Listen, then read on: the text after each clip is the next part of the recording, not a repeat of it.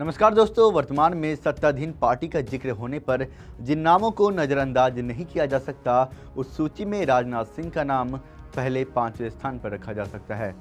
और राजनीति में जनता दल के गठन से लेकर देश में बीजेपी की सशक्त सरकार बनने तक का सफर उन्होंने काफ़ी नज़दीक से देखा है और इसमें कोई शक नहीं कि उनका सबसे महत्वपूर्ण योगदान रहा है। वो न केवल राजनीति में पुराने और अनुभवी व्यक्ति हैं, बल्कि भारतीय जनता पार्टी के प्रति समर्पित एवं राष्ट्रीय स्वयंसेवक संघ के निष्ठावान कार्यकर्ता भी हैं। दोस्तों, राजनाथ सिंह वो भारतीय राजनीतिक है जो कि वर्तमान में औपचारिक रूप से अंतर्राष्ट्रीय स्तर पर रक्षा मंत्री के रूप में, जबकि राष्ट्रीय स्तर पर बीजेपी के पूर्व अध्यक्ष की पहचान रखते हैं।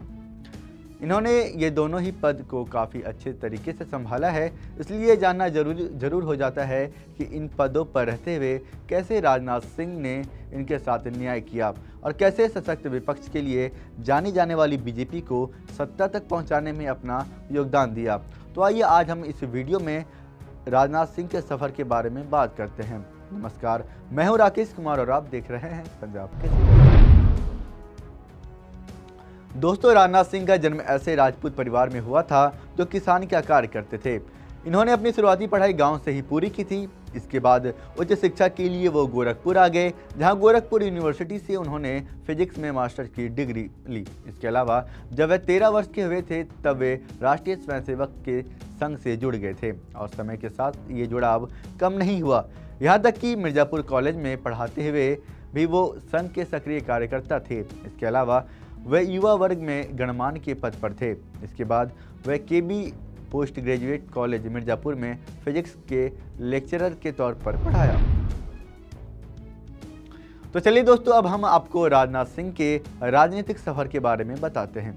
दोस्तों, राजनाथ सिंह 1969 से लेकर 1971 तक अखिल भारतीय विद्यार्थी परिषद में ऑर्गेनाइजेशन सेक्रेटरी थे, जिसके बाद वह 1972 में राष्ट्रीय स्वयंसेवक संघ के मिर्ज़ापुर विभाग में जनरल सेक्रेटरी बनाए गए और 1974 में उन्हें मिर्ज़ापुर में भारतीय जनसंघ में सेक्रेटरी बने। दोस्तों, वैसे तो राजनाथ सिंह युवावस्था से ही राजनीति में सक्रिय थे, लेकिन औपचारिक तौर पर 1974 में राजनीति में प्रवेश किया और मिर्ज़ापुर की क्षेत्रीय राजनीति में बीजेपी की जगह बनाने और इसे आगे ले जाने का उन्होंने काम किया। इसके अलावा मैं आपको बताते चलूं कि 1975 में वो जनसंघ के जिला अध्यक्ष बन चुके थे और उस समय ही उन्होंने जेपी मूवमेंट में जिला संयोजक का काम भी संभाला। आपातकाल में अन्य जनसंघ के नेताओं की तरह राजनाथ सिंह ने भी जेल यात्रा की थी और 18 महीने जेल में बिताए थे। भारत में आपातकाल के बाद 1977 में वे चुनावों में राजनाथ सिंह उत्तर प्रदेश में MLA निर्वाचित हुए थे। इसके बाद राजनाथ सिंह राजनीतिक करियर में कभी पलटकर नहीं देखा और बीजेपी में उनका पद बढ़ता ही गया। 1983 में वो स्टेट सेक्रेटरी बने। 1984 में उन्हें बीजेपी के यूथ विंग का स्टेट प्रेसिडेंट बनाया गया, जबकि 1986 में वो अखिल भारतीय जनता पार्टी के ही नेशनल जनरल सेक्रेटरी बने। इसके बाद भी बीजेपी में उनकी पदोन्नति यही नहीं रुकी। 1978 में बीजेपी के नेशनल प्रेसिडेंट बनाए गए। 1978 में उत्तर प्रदेश में हुए विधान परिषद के सदस्य बने और 1991 में 1992 में उन्होंने उत्तर प्रदेश में ही शिक्षा मंत्री की भूमिका निभाई। इस दौरान उन्होंने एंटी कॉपिंग और पाठ्यक्रम में वैदिक गणित को भी शामिल किया था। इसके अतिरिक्त उन्होंने इतिहास की टेक्स्ट बुक में भी काफ़ी परिवर्तन किए थे। 25 मार्च 1957 को राजनाथ सिंह ने भारतीय जनता पार्टी से जीत दर्ज करवाते हुए उत्तर प्रदेश के मुख्यमंत्री का पद संभाला था। इसके बाद अगले कुछ वर्षों में उन्होंने प्रदेश में भारतीय जनता पार्टी को विस्तार दिया और समस्त राजनीतिक समस्याओं का हल निकाला। इस तरह 1994 से 1999 तक राजनाथ सिंह राज्यसभा के सदस्य बन गए। राजनाथ सिंह को 2002 में भारतीय जनता पार्टी का नेशनल जनरल सेक्रेटरी बनाया गया। 2003 में फिर से वो राज्यसभा के सदस्य के रूप में चुने गए, लेकिन 24 मई 2003 को वो एग्रीकल्चर एंड फूड प्रोसेस केंद्रीय मंत्री बने।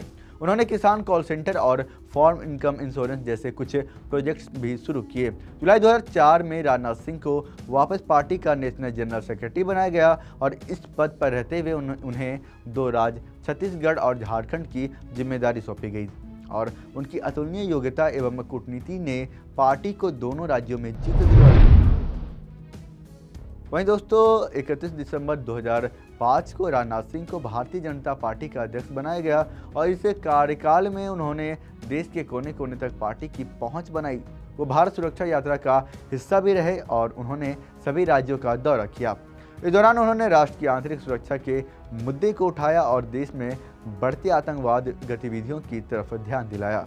इसके अतिरिक्त किसानों की समस्याओं, आम जरूरतों की बढ़ती राशि और महंगाई की तरफ जनता का ध्यान खींचा। तो दोस्तों, अब हम आपको राजनाथ सिंह के बारे में कुछ ऐसी बातें बताने वाले हैं जिसे जानकर आपको उन पर और भी ज़्यादा गर्व होना होगा। दोस्तों, भारतीय जनता पार्टी के अन्य हिंदी भाषी नेताओं के जैसे राजनाथ सिंह भी अंग्रेजी के उपयोग के खिलाफ हैं। उनका मानना है कि अंग्रेजी के उपयोग से युवा भ्रमित हो सकते हैं और पश्चिमी संस्कृति की तरफ आकर्षित होकर अपनी सभ्यता और संस्कृति को भूल सकते हैं।